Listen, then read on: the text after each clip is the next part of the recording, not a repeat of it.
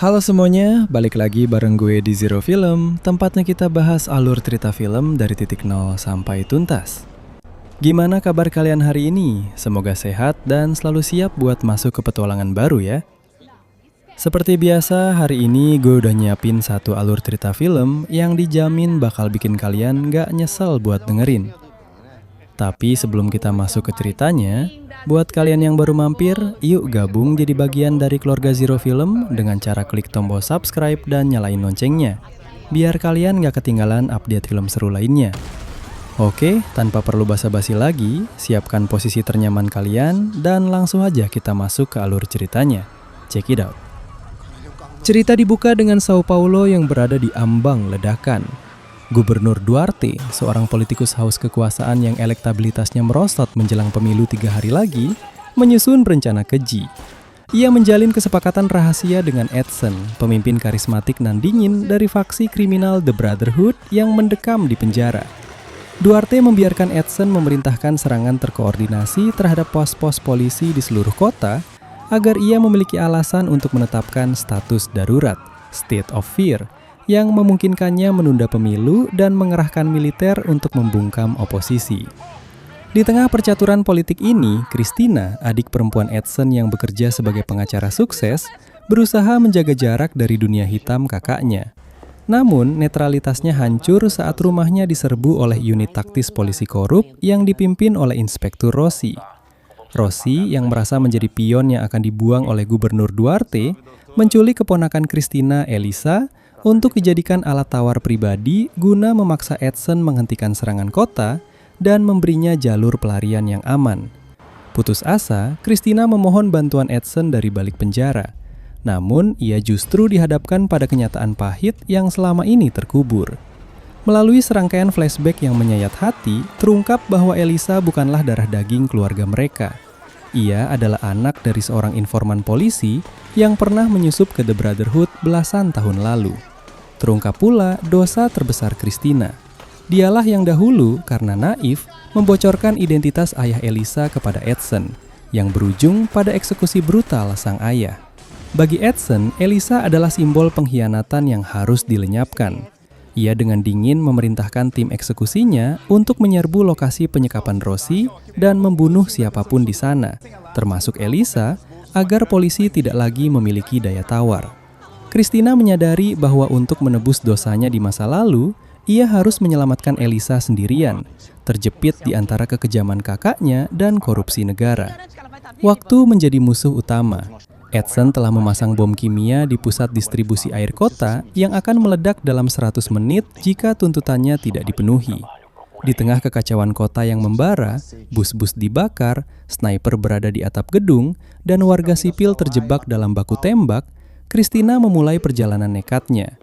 Ia dibantu oleh Vittoria, seorang jurnalis investigasi yang memiliki bukti digital keterlibatan Gubernur Duarte dalam kerusuhan tersebut.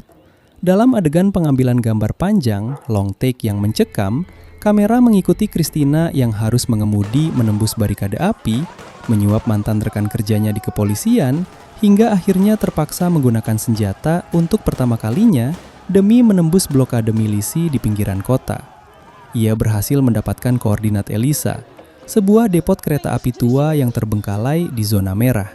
Suasana di depot kereta api sangat mencekam saat fajar mulai menyingsing. Rossi, yang mulai kehilangan akal sehatnya, menyandra Elisa di dalam gerbong kereta tua, sementara tim eksekusi The Brotherhood tiba untuk meratakan tempat itu. Di saat yang sama, Vittoria terbunuh oleh sniper suruhan Gubernur Duarte tepat saat ia mencoba mengunggah data korupsi ke server publik. Christina menyusup ke tengah pertempuran 3 arah tersebut.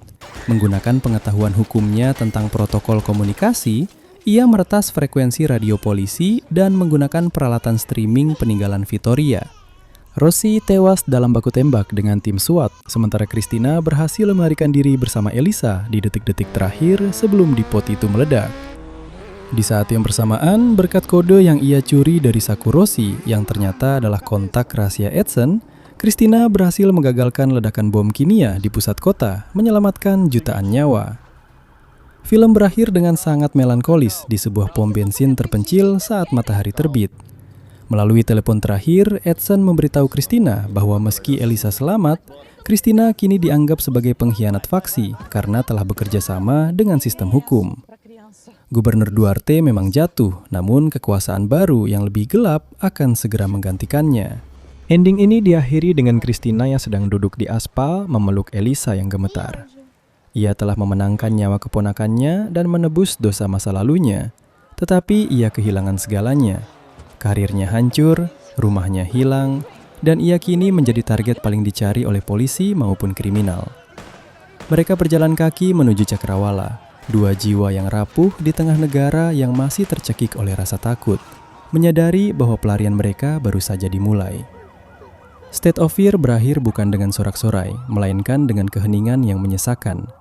Christina tidak lagi memiliki nama, rumah, ataupun masa depan yang pasti.